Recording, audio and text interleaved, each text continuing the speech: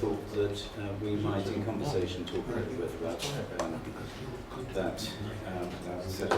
the circumstance of practice as opposed to theory, but I'm sure we'll get there much before I do so. I just, by way of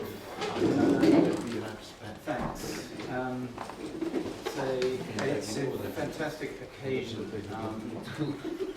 I think the catalyst was certainly the fact that David Leatherbarrow was coming through, and that this a gathering of this kind hasn't been had for a good while, and so I'd like to extend particularly thanks to Alex and Jose for seizing the opportunity and the moment and drawing everyone together. I think it's one of those occasions nobody refused at all, and hi Alex did, and so everyone's made a really fantastic.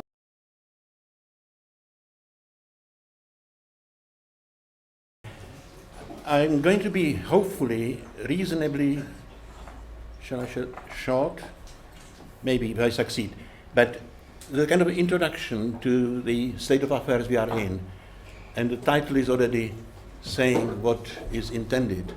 The hidden or latent wealth of the current situation.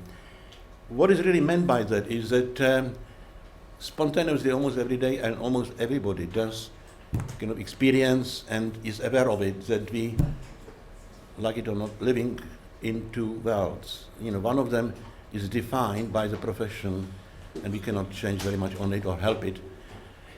But once you go home, you're doing different things. You know, there's a kind of distinction between what is in one world and what's happening in the other world.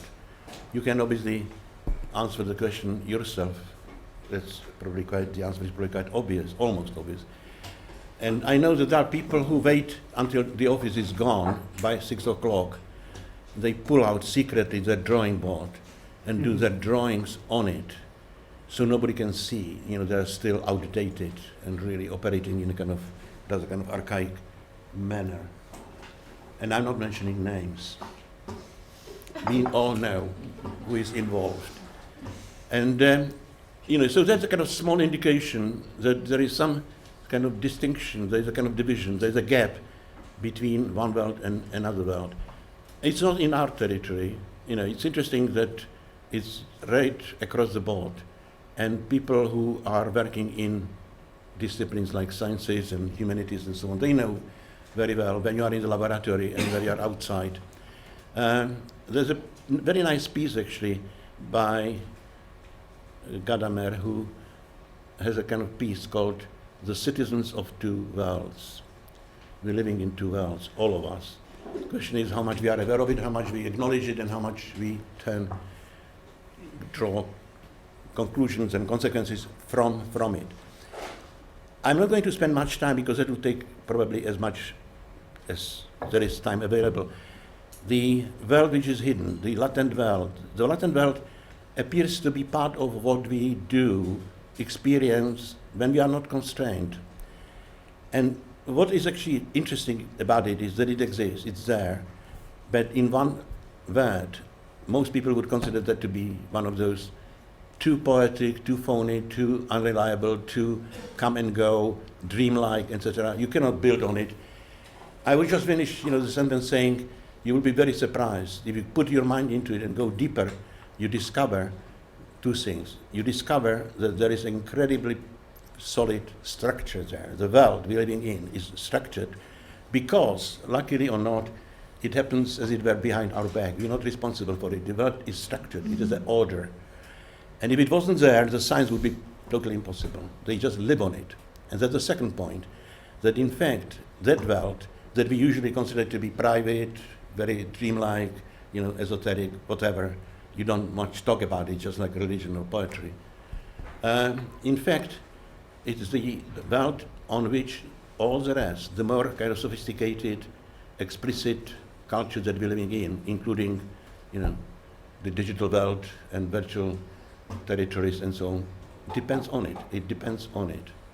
So that's really the kind of deeper dimension of understanding here. But I'm not going to spend time on that. What I'd like to do is just to go back to where we are, the current situation, and illustrate, rather through images and projects, what I'm really trying to say for the rest of the talk. If you look at that, I'm sure you know it. Danny recently finished. It's already, the construction is about 2 years ago started. And it's, as you probably remember, it's the War Museum in Dresden. The intervention is quite dramatic and radical. And you look at it and you say, well, what does it really sort of represent? What does it do for the museum? What does it say? Is the shape, not just the gesture that you're breaking through the building. I mean, wars are breaks, and these distractions and so on. That's fine, but that's too general for this sort of specificity of that configuration. Because, as you can see, the advantage of that it's under construction. You can see inside, and you can see the struggle. How you get all the bits and pieces and rooms together, staircases and things. So, it's an effort for the sake of something which has no particular name. We don't know what to call it. Well, preliminary, you can probably call it, is here. You can probably call it something, which has kind of an organic shape. And I would, in anticipation, say what one can really call it is some form of crystal. Interesting, isn't it? The crystal is something that played an incredibly general role in the 20th century art, generally speaking, and architecture including, in a very, very provocative way. It's quite almost embarrassing when you start looking at it. It's just everywhere. From Art Nouveau, it goes back to Romanticism, but Art Nouveau practically builds its wealth on the principle of crystal. It goes to Expressionism, but it's everywhere.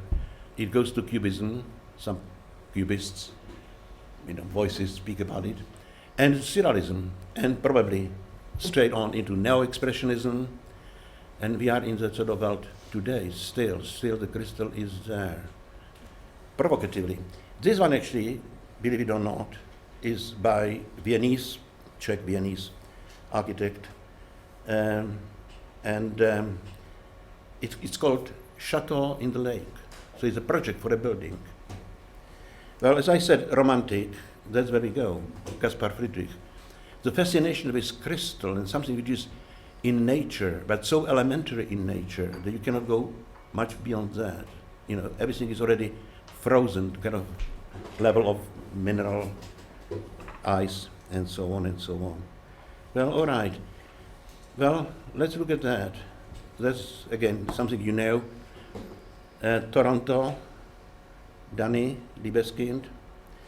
And what is interesting actually is that after some conversation we had years ago, it suddenly came back, and what he does is that. After I submitted drawing for the blah, blah, blah, I had an insight, or an intuitive drawing resembled some of the massive and other crystals I'd seen at one of the museum's exhibit. So, in the presentation to the jury, I named my project The Crystal. Crystals are the most perfect forms, and their shapes frequently appear in my buildings. Let me leave you with the thought. All architecture is crystalline. Architecture, like crystals, consists of solid geometry. Well, we'll return to it and say something more about it, but just look at the example still. That's his sketch for the museum. This is just accidental, but there are so many examples. I'm just choosing very selectively. That's probably, in my view, I can't remember, but it's Munich pavilion. But some people take it more seriously. They make whole estates out of it. Why would you do that? What is motivation? Does it do anything for the building? Does it do anything for the habitation of it? Does it do anything to do for the overall setting? No. It's fascination just with the crystallinity. And we can probably understand a little bit more as we go. Well, what would surprise you is probably just to mention a quote. At the beginning of the century, as you probably know, with the Art Nouveau, a term already speaks about the kind of feeling at that time in Europe that everything should really start from beginning. Corbusier would eventually say, tout se commence à zéro, everything should start from zero. So they try to go to some kind of a very elementary level of creativity or reality and creativity. And the centers of the Art Nouveau are many. You know, the kind of Glasgow, there is Paris, there is Vienna, there is Darmstadt, and so on and so on. And in the Darmstadt exhibition, 1902, of this new period, as it were, the chief artist who was leading the procession opening the big exhibition in Darmstadt was carrying a huge crystal. And then it goes with the saying, this is a symbol of a new life. In this sign, it is disclosed, young souls, young year, the time has arrived. You have not waited in vain. So we're starting really from absolute zero. This was, you know, the implication of that are enormous. And keep all the time, as I'm talking about something around 1900, keep in mind that we are in 21st century and it still resonates in a way that probably we would appreciate in a minute. Now, what is very bizarre about that is why the fascination is there.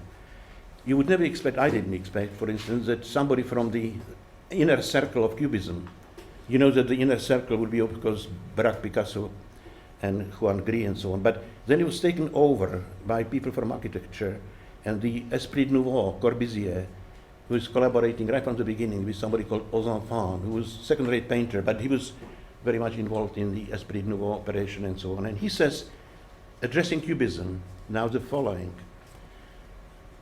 On the whole, and in spite of personal coefficients, one can detect a tendency which might be described metaphorically as a tendency towards the crystal. And he's, you know, talking about that stuff, Picasso, Braque, eventually. So. The crystal in nature is one of the phenomena that touch us most because it clearly exemplifies its movement towards geometrical organization. Of nature sometimes reveals to us how its forms are built up, by the interplay of internal and external forces. And now watch this sentence. The crystal grows and stops growing in accordance with the theoretical forms. So, you know, it's natural, it's most elementary nature that you're working with, the kind of creative principles. And yet it's theoretical, so it's over there, not down here. And that would characterize the epoch in which we are. We are living in a theoretical epoch of history, but that's another conversation. I'll touch on it later.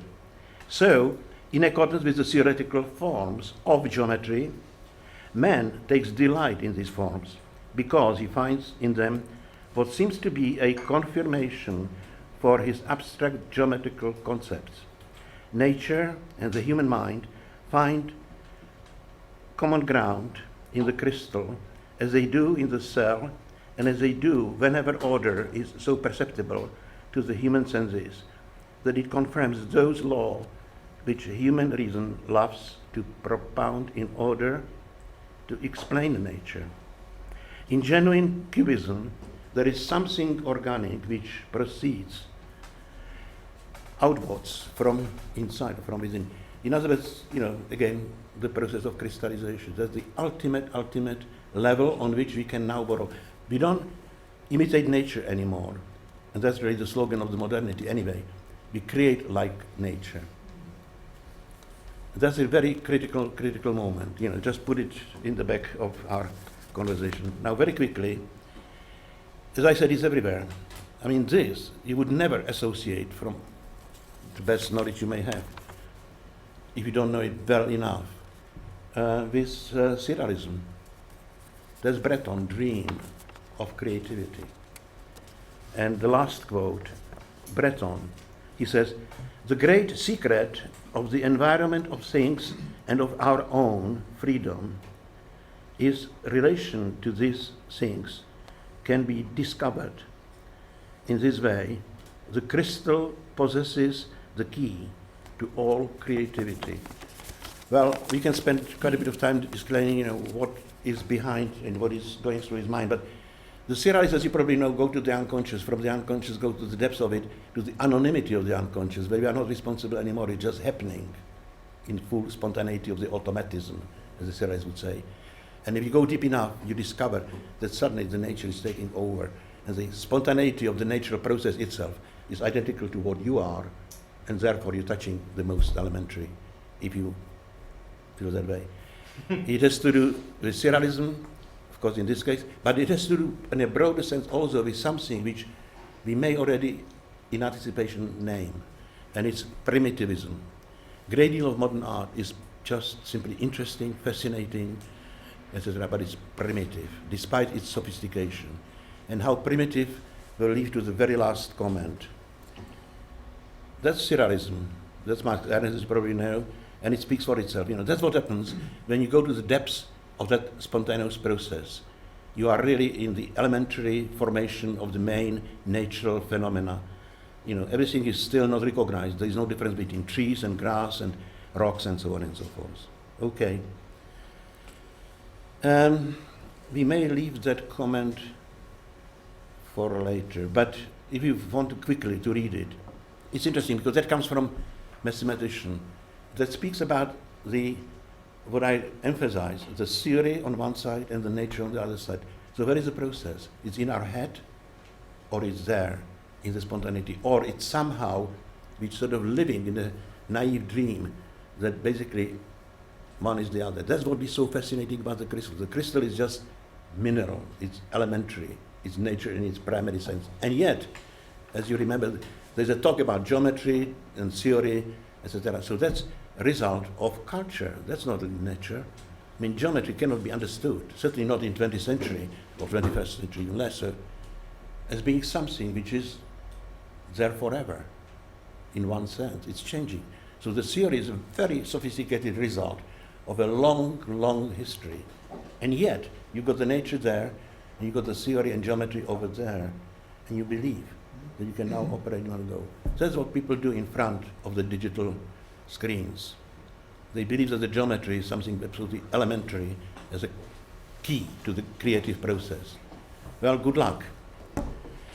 So that's what mathematics is saying, and what is interesting is the end of it. What it says is that even in mathematics, in the abstract territory, you cannot live without the hidden world. The hidden world is there. The everyday life, the lived world, is simply the level on which everything that you do eventually depends.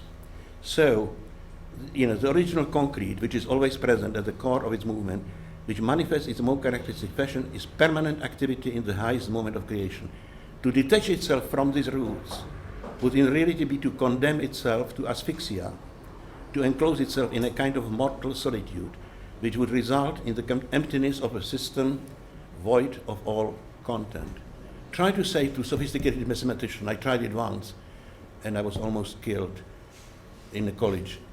You are fine, your life is a dream world, you can do whatever your life is mathematics, there's no reality.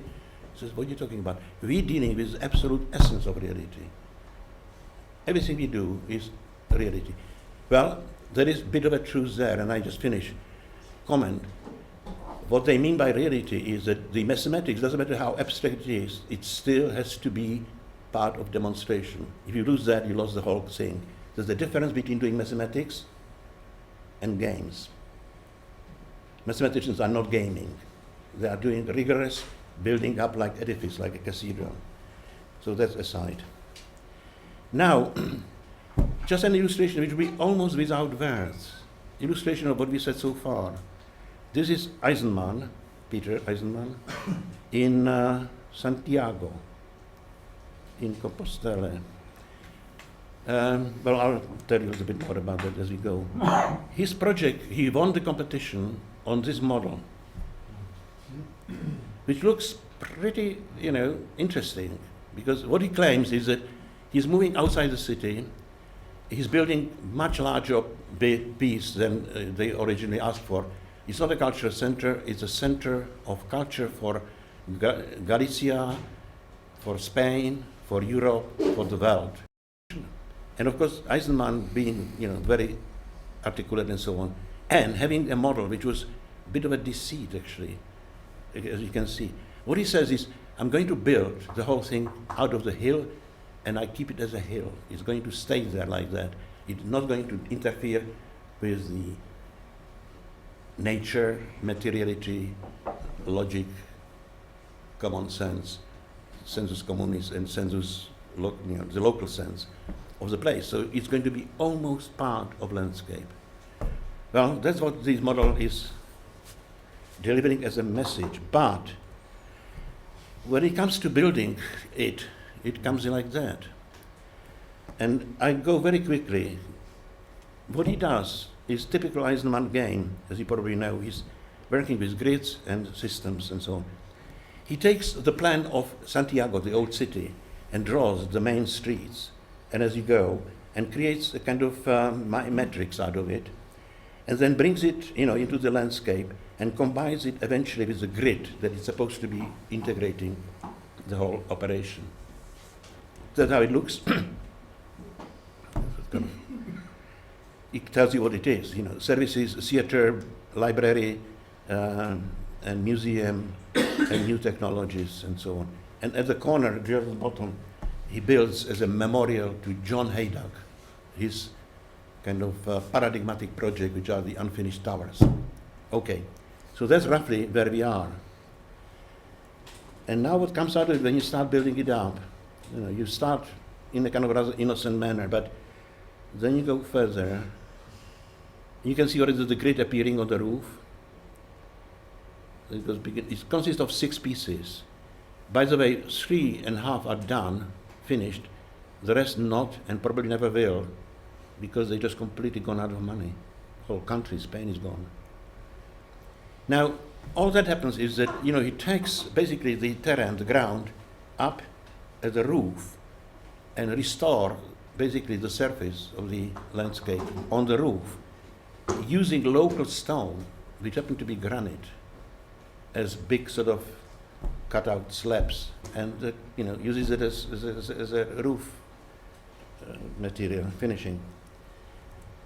So that's where we are. That's what it looks like in the end. There's not much landscape left, that's kind of gone and forgotten. What you're doing now is operating rather with the verticality of the problem than the horizontality of what you started originally from. And then you get pieces like that. That's still not enough. Haydock. And as you probably see, it's a monument just to Haydock. It's just the shape, just the structure.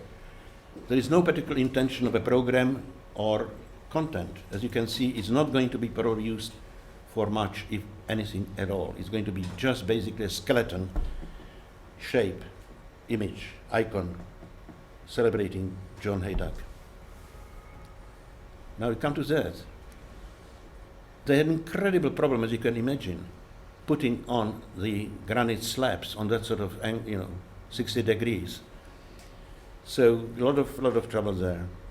But that's not the point. The point is, why you want to do that. What is the insight? Well, insight in this case is museum. Now you see the grid very nicely. That's supposed to integrate it. Now it's integrating it only in Eisenman's head, because there is nothing integrating here. There are gaps and little that is in between. Sorry, why is it happening like that? Now it looks right. Right. So that's inside. Most of the sections, as you can see, are hollow. So again, you say, why? Because of the scale, because of the quote-unquote monumentality, because of the dignity of the place, whatever. They're all kind of abstract values. And all that is, of course, built up around those, you can say, intellectual gestures or intellectual moves. The ground doesn't really appear anymore. That's gone. The level on which you started is practically substituted now by those massive structures. Now there is a bit of a collaboration between a genius designer and genius politician. I mentioned the Lord Mayor, who was a new one. The old one gone, the new one came with those ambitions. The old one actually already started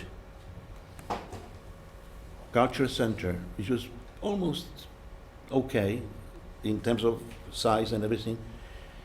And, sorry, I'm doing it first. That's the last interior of Eisenmann's. Alvaro Siza did the culture center. He did museum, he did archive, he did library, and so on. So it's all there on a small scale. So as far as the city is concerned, it would be there. And I leave the comment on to David. He's going to say more about Caesar. You can see, what's going on in Caesar. You're probably familiar with Caesar architecture anyway, but he brings it back to the city, he integrates it with the city as much as possible, and not just on the question of scale, but on the question of location. So it comes, into the configuration on the ground. It reveals itself in a very interesting way of a transformed form, transformed materiality. So the materials, again, they're not imitation of what is already there, but as you can see on the right-hand side, you're playing with something which would probably join the aging process, the problem of time in that place. And of course, the scale and whatever's happening inside speaks for itself. Now,